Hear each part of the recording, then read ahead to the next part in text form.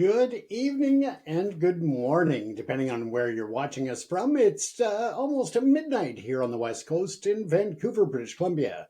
I am James Cousineau coming to you from the ProPix TV studios to bring you today's headlines. As well, we are going to delve in and take a look at the NHL. Yes, we have a packed hour ahead, starting again, as I said, with the headlines shaping our city, our country, and our world. And later, we will dive into the state of Canada's NHL teams as we gear up for the new season ahead.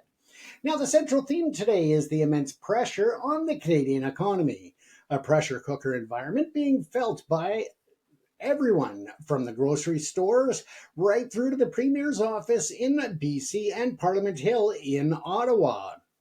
The primary driver, well, that's an escalating and deeply uncertain trade relationship with the United States, which is creating a long shadow over everything from our provincial budgets to your mortgage rates.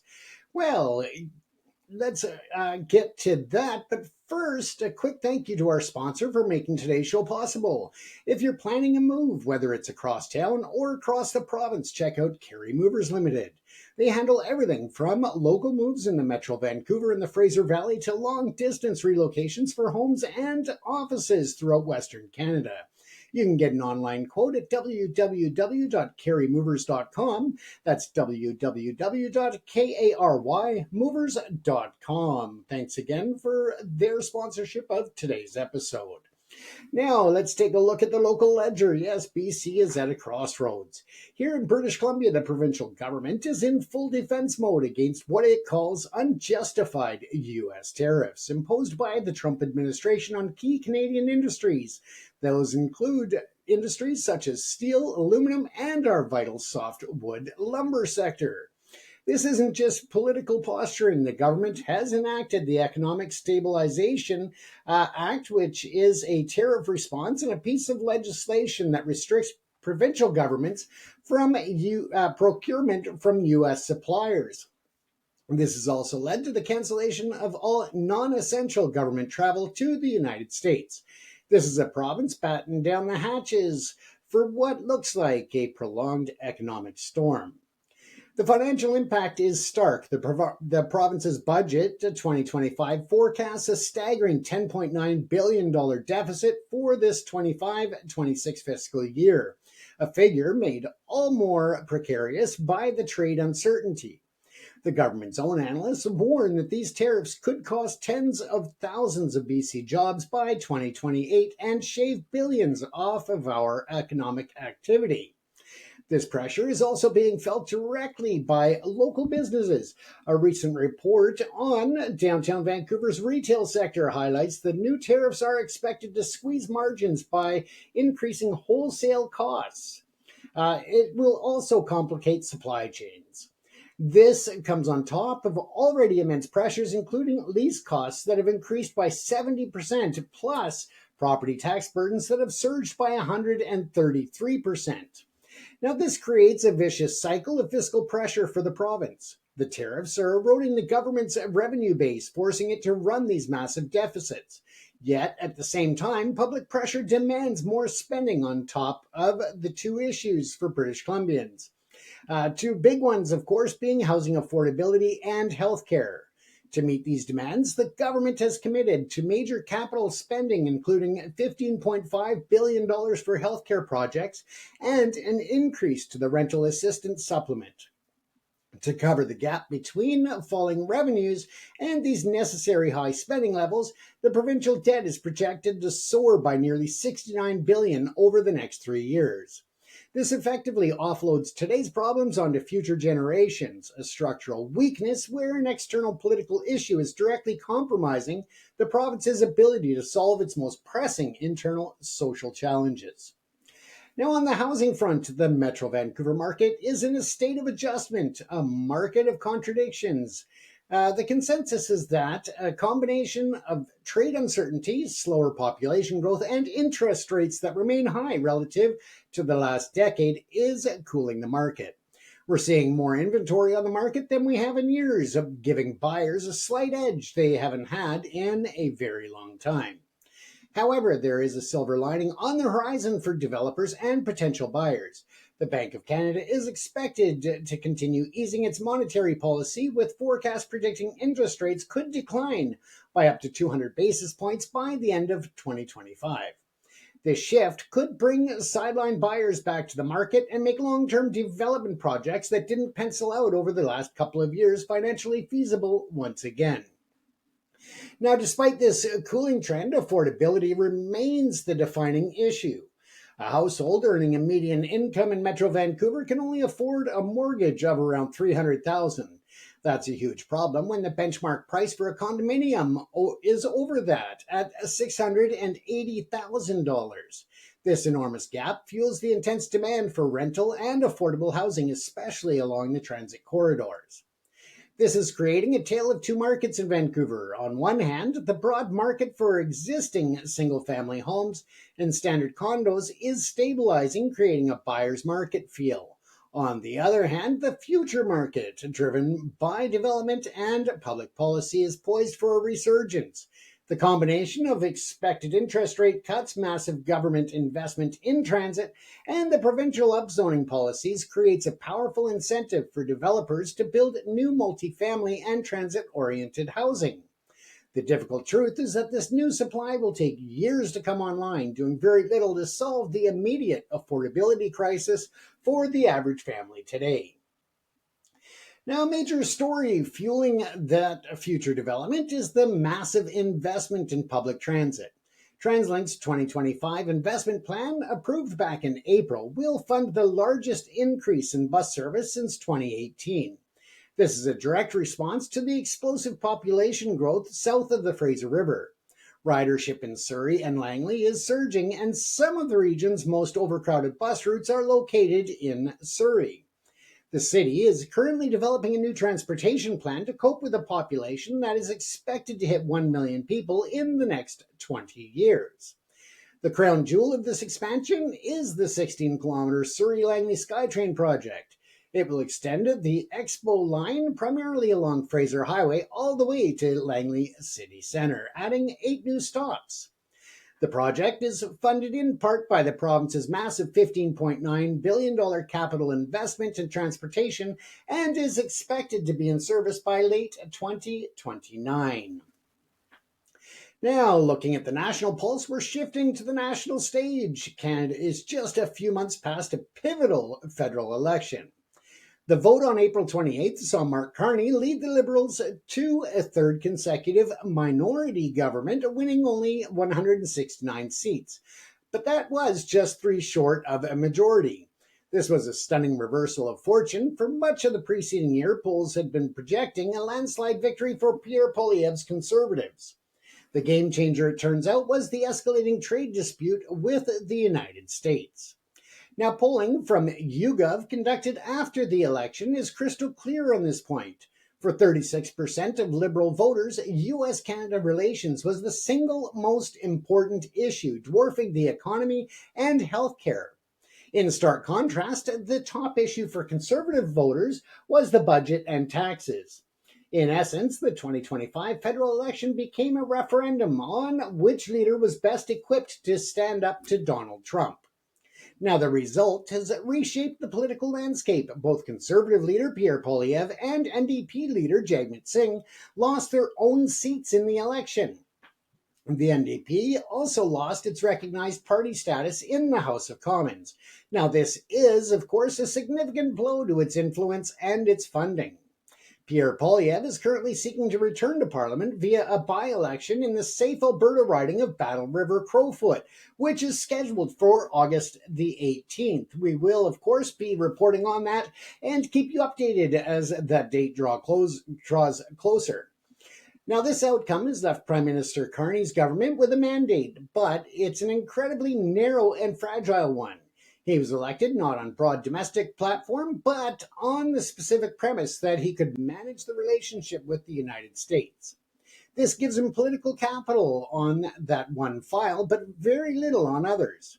The difficult reality is that he now must govern a country where the primary economic challenges, slowing growth, and a potential recession are direct consequences of the very issue that got him elected. He has to solve problems created by the one thing voters trusted him to handle, all while leading a minority government that relies on the support of other parties to pass legislation. Now, on the Canadian economic forecast, the consensus among our major financial institutions and economic bodies is that the economy is slowing, and it is going to be significant in the near term as it speeds up. It's slowing, if that makes sense. Now, Export Development Canada forecasts just a 0.8% growth in 2025. Vanguard predicts a 1.25%, and TD Economics sees growth running below the trend for the next 2 years. The Canada Mortgage and Housing Corporation, or CMHC, now expects a modest recession this year. The drivers are clear in those trade tensions, slowing population growth, and weakening consumer and business confidence. The national unemployment rate has already risen to 7% and is expected to climb even further. In response, the Bank of Canada is expected to continue cutting its policy rate.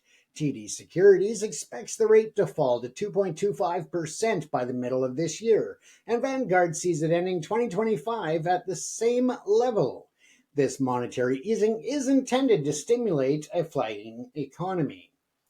Now, there is a bright spot in the national data, and it's on the climate front. The 2025 National Inventory Report shows that Canada's greenhouse gas emissions have dropped to their lowest level in 27 years, excluding the pandemic years. This has happened even as the economy has grown, suggesting that policies to decarbonize key sectors like electrical generation, oil and gas are having measurable and a positive impact. Now, navigating this economic uncertainty is a challenge for everyone, from national businesses to local families. And when life changes mean you need to make your address change as well, having a reliable partner makes all the difference. Our friends at Carey Movers Limited are experts in residential and commercial relocations, big or small. Find them online for a quote at www.careymovers.com. That's Kary movers.com. Now let's shift focus here, looking at the wider world. The global situation is adding to these headwinds. The World Economic Forum's 2025 Global Risks Report paints a grim picture. The top risks facing the world are identified as state-based armed conflict and what they call geoeconomic confrontation. That means sanctions, tariffs, and investment screening. This is the world we are now living in, folks. Analysts from firms like Lazard and Eurasia Group point to a G0 world where global cooperation has broken down. A more protectionist United States under the rule of Don is upending global trade flows, and the great power competition between the US and China is a primary driver of this instability. Technology has become a new geopolitical battleground. We're seeing the emergence of technological blocs around the US and China, particularly in strategic areas like artificial intelligence and biotechnology. This threatens to fragment everything from our IT infrastructure through to international scientific cooperation. For decades, Canadians have heard our politicians talk about the rules-based international order. The data for 2025 shows that this is no longer a functioning reality. The world's largest economy is actively using tariffs as a primary policy tool. The number of active military conflicts around the globe is at its highest it's been since the Second World War, and international bodies are struggling to keep pace with new threats like AI and climate change. The impact on Canada is direct and severe. Our economic and national security is no longer buffered by a stable global system. We are more exposed and vulnerable to global shocks than at any point in recent memory. And on the climate reality, the scientific consensus for 2025 is alarming. The World's Meteorological Organization, or WMO, reports there is now a 70% chance that the entire 5-year period from 2025 to 2029 will average more than the 1.5 degrees Celsius above pre-industrial levels. While temporarily breaching 1.5 in a single year doesn't mean that the Paris Agreement goal is officially lost, scientists call it a dire warning sign. 2024 was the warmest year on record, and there's an 80% chance that at least one of the next 5 years will be even hotter. For 2025 specifically, analysis from Carbon Brief shows that it's on track to be the second or third warmest year on record, with record low Arctic sea ice for much of the early summer and record warmth observed across large parts of both Europe and Asia. Now, the global pressures to on ice pressures. When we come back, we're going to shift gears from the news desk to the hockey rink. We're going to look at the NHL season being just around the corner, and we're going to break down the good, the bad, and the ugly for every Canadian team except for the Canucks. And the reason for that is because we covered the Canucks for a full segment last night. So if you didn't catch it, by all means, check out in the archives yesterday's live chat with James, and you'll get a very in-depth report on what we see coming for the Canucks. We, of course, did an in-depth report on the Canucks at a greater level than the other teams because we are, after all, based in Metro Vancouver, British Columbia, and that is my team. So, of course, I had to show a bit of favoritism there. But in any event, you can't get enough of that elsewhere. The complete 40-minute deep dive is right after this. Once again, folks, just a reminder that this episode is brought to you by Metro Vancouver's favorite family-owned and operated moving company with over decades of experience looking after residential, office, commercial, retail, and piano moving needs. Carry Movers can be found online at www.carrymovers.com. That's www.carrymovers.com. Check them out for all of your moving needs. Now, let's go into the look at the Canadian NHL season preview. As promised, we're putting the news aside and turning our full attention to Canada's game. The puck is set to drop on the 2025-2026 NHL season in just a few months, and it's a fascinating time for the league's Canadian contingent. Some teams are staring down a closing Stanley Cup window. Others are just prying it open, and a few are stuck somewhere in between. We're going to break down all 6 teams. No Canucks today, but again, you can check out yesterday's report as we did a very, very intriguing report on the Canucks yesterday. Now we're going to use a simple framework. As I said, the good, the bad, and the ugly. In this in-depth analysis, it's again brought to you by Carry Movers, so check them out online for a free quote. To set the stage, let's take a quick overview of where these teams stand. Now, we will look at the 2024-2025 results, key off-season storyline, projected 2025-26 cap space, and the big question for each team. Let's start with Edmonton. Yes, they lost in the first round. McDavid's looming extension is, of course, a big question coming up into the new season.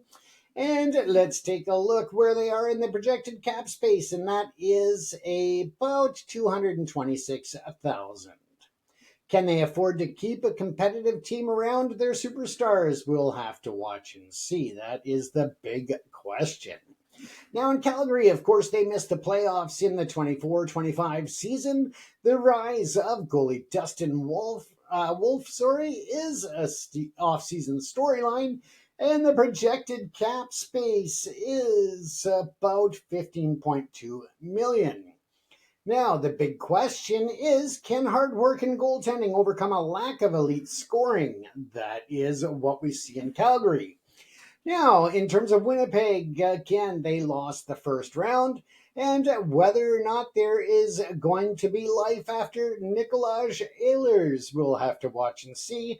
Their cap space is sitting around $10.5 million, and the big question, what is the team's identity now? Let's take a look at the center of the universe. Yes, Toronto.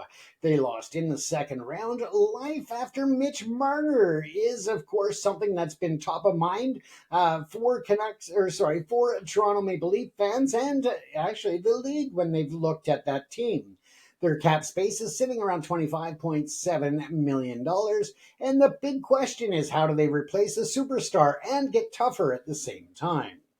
Now let's take a look at the capital. Yes, Ottawa, the first round. They lost in the 2024-2025 season. The talk of the town throughout the summer, of course, has been the expensive core that must now deliver. They're sitting at a cap space of about 4.3 million. And the big question for Ottawa is, can they make the leap from a playoff team to a true contender? We will see. Now, let's go to our only French Canadian team, and that is, of course, in the beautiful city of Montreal, one of my favorite cities to visit. So, yeah, if you're planning a trip, by all means, check out Montreal. It's a beautiful place. But in any event, they lost in the first round in the 24-25 season. The big question in the offseason, of course, has been the elite prospects, and they are meeting a nightmare cap. Now, they are sitting with a salary cap at about negative 6.3 million, but they have the long-term injury reserve. So that's a big question as well, where things are going to sit. And when does the future finally arrive, and can they afford it? And that's the big question for Montreal. Now, let's go into more depth here. Let's take a look at the Alberta front. Yes, the Edmonton Oilers and the ticking clock. They are a defined team by that said ticking clock, and the good for the Edmonton Oilers is obvious and spectacular. They have Connor McDavid and Leon Draisaitl, two of the best players on the planet, right in the middle of their prime. They've also shown an ability to find incredible value in depth pieces. Look no further than Vasily Podkolzin, acquired from, yes, our Vancouver Canucks here. And that was for a fourth round pick. He's a blue-collar, hard-working winger who played all 82 games last season for a bargain bin cap hit of just $1 million. On the future front, management has made some savvy moves to bolster a thin prospect pipeline, acquiring promising young forwards like Isaiah Coward and former 9th overall pick Matt Savoy. Now let's take a look at the bad when it comes to Edmonton, and that is the familiar painful story of playoff disappointment. Their 2024-2025 season ended in another first-round exit, a result that has become all too common in the McDavid era. Now, the value contract in Podkolzin also highlights a key weakness.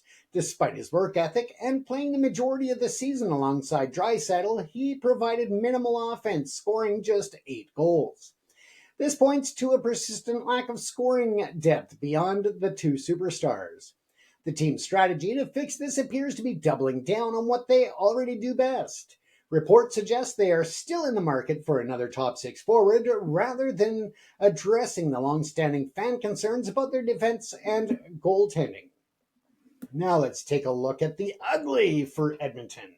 The ugly part is the salary cap situation, which is nothing short of dire. The Oilers are projected to enter the 2025 and 2026 season with just $225,834 in cap space. This financial vice is tightening just as Connor McDavid enters his final year of his contract. His next deal is expected to be a record-breaking extension in the 16 to 17 million per year range, with Leon Draisaitl already on the books for 14 million a year. The Oilers will soon have over 30 million, nearly a third of the entire salary cap, tied up in just 2 players. This financial straitjacket makes improving the rest of the roster nearly impossible and puts immense pressure on management to win.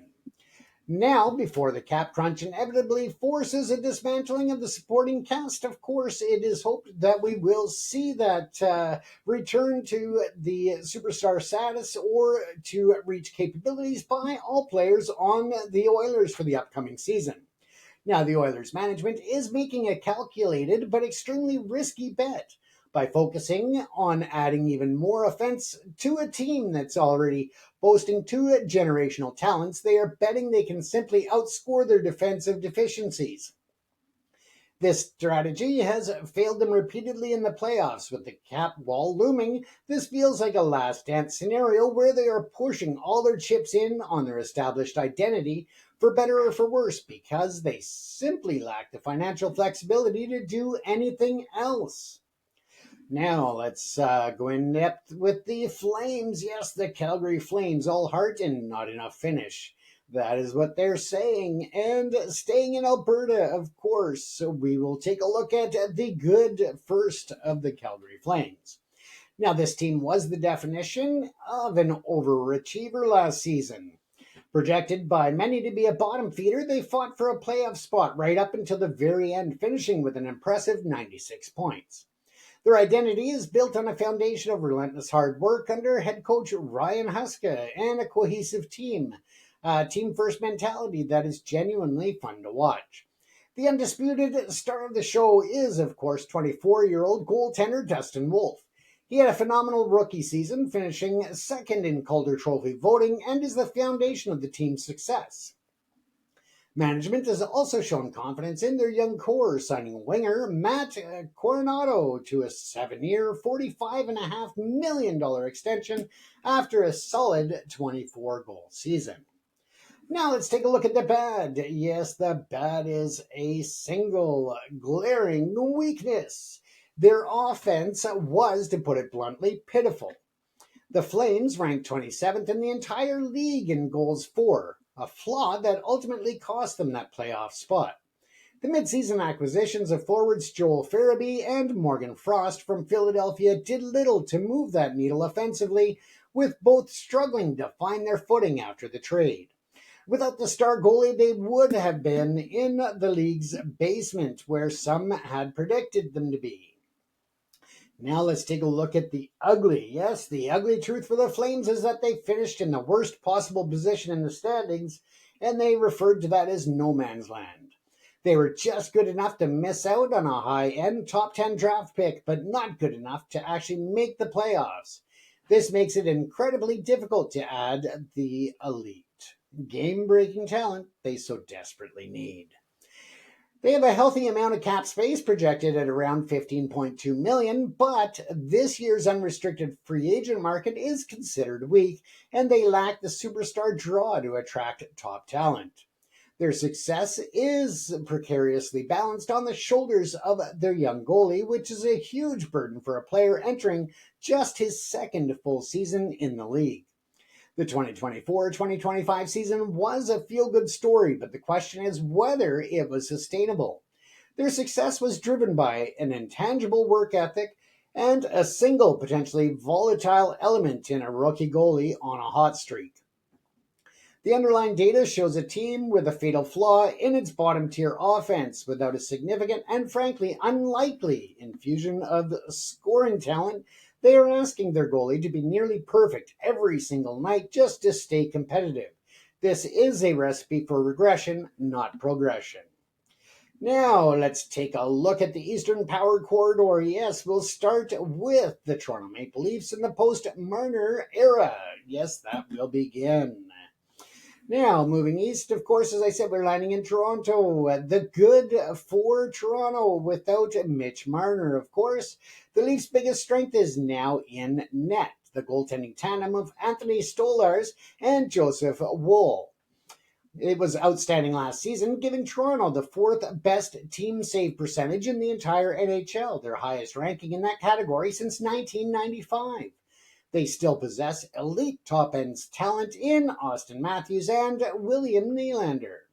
They also saw the emergence of a true power forward in Matthew Knies, who had a breakout season with 29 goals and 58 points. The big positive, however, is the massive amount of salary cap space they now have to work with following the departure of Mitch Marner. And they, right now, as they sit, have a projected $25.7 million in cap room. And that is a war chest they haven't had in years. Now let's flip over to the bad for the Toronto Maple Leafs, and that is a familiar story of playoff failure. They're coming off another disappointing postseason, losing in the Eastern Conference second round. And the departure of Marner leaves a massive hole to fill. It's not just his 102 points that are gone, but his elite defensive play and his contributions to the penalty kill that will be sorely missed.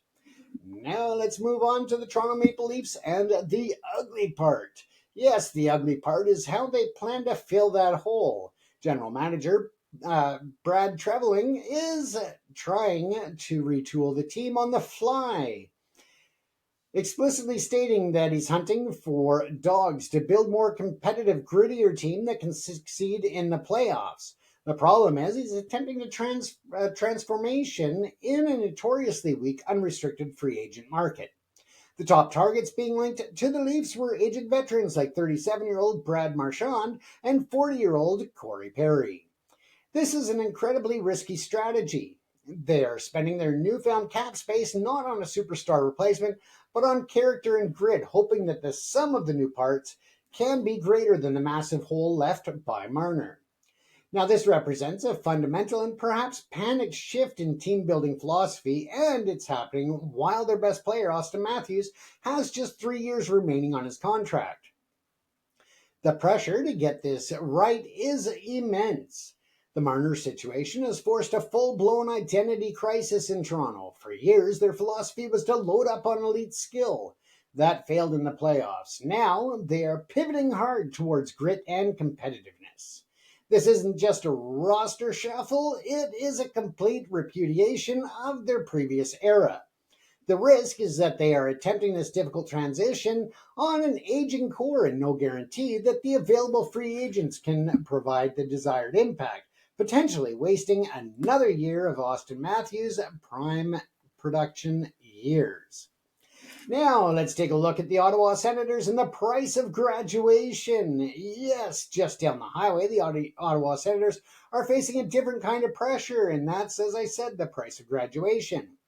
Now, the good news for the Ottawa Senators is plentiful. They made the playoffs last season, a huge and long-awaited step forward for the franchise, and they gave the rival Maple Leafs a tough 6-game series in the first round. Their young core is locked in long-term, with Tim Stützle and captain Brady Tkachuk and newly acquired center Dylan Cozens, all signed to multi-year deals. They also appear to have found a legitimate NHL goaltender in Levi Marlanen, and I apologize for the pronunciation of some of the names. Now, the 22-year-old was fantastic in a 12-game stint last season, posting a .925 save percentage and earning a one-way contract to be the team's backup this year. Their future remains bright with the strong prospect pipeline led by big defenseman Carter Yakimchuk and their 2024 first-round pick. Or he was their 2024 first-round pick, sorry. Now let's take a look at the bad for them. Now the bad news is the bill that has come due. The cost of signing that young core to lucrative long-term contracts is now hitting the books. The team has very little financial flexibility with just $4.3 million in projected cap space heading into the season. This makes it very difficult to add the veteran depth and complementary pieces that a young playoff team needs to take the next step towards contention. As for the actual ugly section, yes, the ugly reality for Ottawa is that they are now all in on their current group. There's no more financial wiggle room. They are betting everything on the belief that the internal growth from their young, expensive core will be enough to elevate them from a simple playoff team to a legitimate Stanley Cup contender. This is a massive gamble. If the core plateaus or if injuries strike key players, they have no cap space to bring in significant reinforcements. They have successfully moved the hopeful rebuild phase to the high-pressure, high-expectation phase, and the weight of those expensive contracts will be felt with every single loss.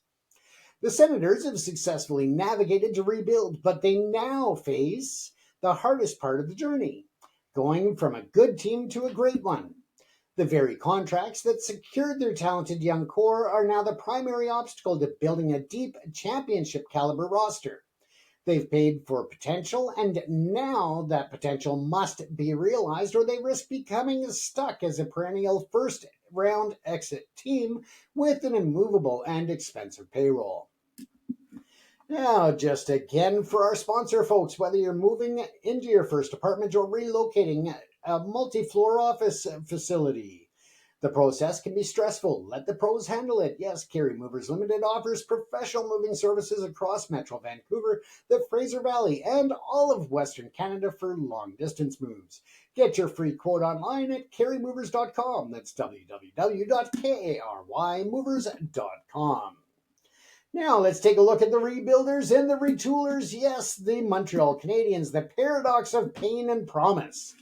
Yes, let's take a look at the team living a paradox of present-day pain and incredible future promise. Let's start with the good for Montreal. Yes, the good is all about the future, and that future is incredibly bright.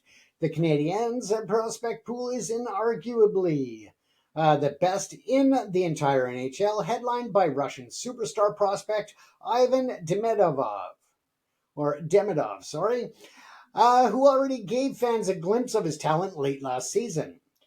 They have a wave of talent coming, including dynamic defenseman Lane Hutson, big blue liner David Reinbacher, and top goaltending prospect Jacob Fowler. They also made the playoffs in 2024-2025, a surprise appearance that gave their young players valuable experience. And in a blockbuster move this offseason, they signaled their belief that their window is opening now by trading 2 first-round picks to acquire top pairing defenseman Noah Dobson from the Islanders.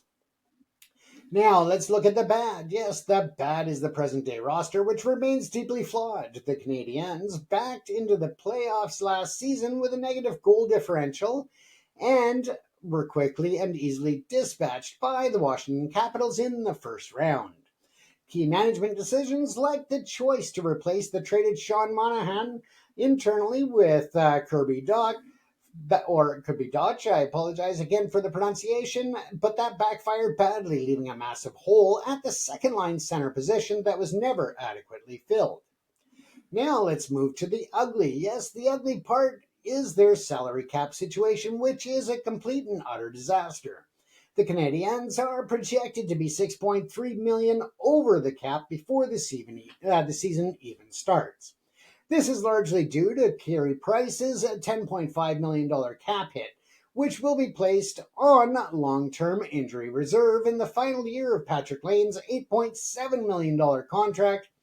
Using the long-term injury reserve provides some relief, but it comes with penalties such as being forced to carry over $1.75 million in performance bonus overages from last season, which further reduces their spending power. Now, this situation makes it impossible for them to sign any significant free agents to fill their obvious roster holes. This is a masterclass in strategic pain. Now, management is consciously accepting a horrendous, inflexible cap situation for one more year to act as a bridge to the future. This big dead money contracts of Price and Lane will expire after this season, just as their elite young prospects like Lane Hutson will need massive new contracts. They are enduring one final year of cap hell to perfectly time the arrival of their next generation cost-controlled talent with newfound financial freedom in the summer of 2026. Now, the acquisition of Noah Dobson is the tell. It's a move you make when you know that significant financial relief and a wave of elite talent are just over the horizon. Now, let's jump over to the Winnipeg Jets, who are still searching for an identity. Yes, they are. The good for the Jets. The good, of course, is the Jets has a solid veteran core that remains in place, including center Mark Scheifele, star winger Kyle Connor, and perennial Vezina candidate goaltender Connor Hellebuyck. Now, they also have something most other Canadian teams don't, and that's financial flexibility. The Jets right now have over $10.5 million in projected cap space, a real luxury in today's NHL. They've used some of that flexibility to lock up key secondary pieces like forward Gabriel Vilardi, and all reports indicate they are close to re-signing Kyle Kyle Connor for a long-term extension, avoiding another star walking away. Now, the bad news is that a star has already walked away. They lost core offensive player Nikolaj Ehlers in free agency to the Carolina Hurricanes for nothing, a significant blow to their forward group. Their 2024-2025 season ended in heartbreaking fashion with a first-round overtime loss in Game 6 to the Dallas Stars. And while their prospect pool is considered solid, it lacks high-end, game-breaking talent of a team such as the Montreal Canadiens. Their top prospect is generally considered to be defenseman Elias Samuelsson, a good player, but not a franchise-altering one, in my opinion. Now, the ugly question is for the Jets is, what is this team now? The departure of Ehlers wasn't just a loss of goals, it was a blow to the team's identity. They are no longer the high-flying, dynamic offensive team of years past. Their offensive moves, signing veterans like Nyquist and Pearson, suggest a team that is trying to plug holes and stay competitive, but not one that is making a major push to contend. They are at a serious risk of being stuck in the NHL's dreaded middle ground. Not good enough to be a true contender, but not bad enough to get a high draft pick to find their next superstar. This is a team in transition, but it's entirely unclear where they are transitioning to. Now, the Jets are at a fundamental crossroads with their newfound cap space. They have a choice. Do they use it to retool around the remaining core and try to stay in the playoff hunt, or begin a more patient rebuild? Their current moves suggest they are choosing the former, which is the riskier path. By trying to remain competitive, they may be delaying the inevitable and missing an opportunity to rebuild the next great team around a new young core, a path that teams like Ottawa and Montreal have already committed to. So let's take a look at a final analysis here. Yes, so after all of that, who is best positioned for success? It's really a tale of different timelines. The Edmonton Oilers have the best chance to win the Stanley Cup this year out of the Canadian teams, but their window is slamming shut due to immense cap pressure. The Ottawa Senators and the Toronto Maple Leafs are established playoff teams, but they face enormous pressure to prove that their expensive young cores can become true contenders. The Calgary Flames and Winnipeg Jets are teams in search of an identity, trying to defy the powerful gravity of the NHL's middle ground.